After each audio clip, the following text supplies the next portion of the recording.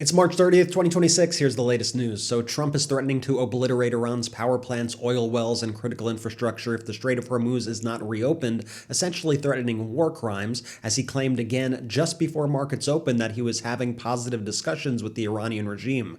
Trump is claiming these negotiations are progressing, but Iran continues to say that Trump is lying, and they are calling Trump's proposals, quote, excessive and illogical with no real signs of a deal. There are now 50,000 American soldiers in the Middle East.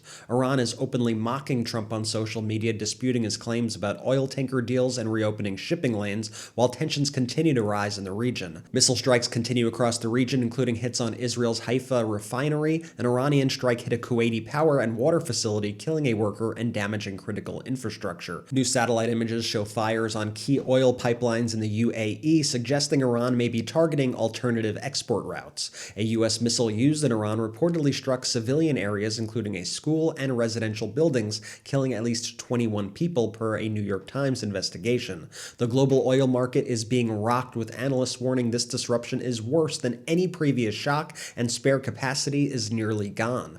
European leaders are raising alarms, with Germany warning the war could have economic impacts as severe as COVID, and Italy distancing itself from the conflict. Italy's defense minister earlier said, quote, "We did not support this war and no one asked for our opinion. The length of wars does not depend on the power of the strongest, but on the resistance of the weakest." Spain banned U.S. military aircraft tied to the Iran war from its airspace and bases, signaling growing international pushback.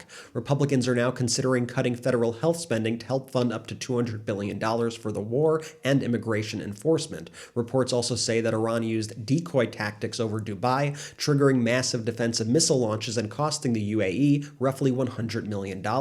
Trump is now attacking the Supreme Court again, calling it stupid and dumb, as he anticipates another legal loss on birthright citizenship. Back home, the DHS shutdown continues, but TSA workers are finally receiving at least some back pay, easing massive airport delays after weeks of chaos. And the U.S. Army has launched an investigation after Apache helicopters flew low over a Nashville No Kings protest and near Kid Rock's home in a controversial display.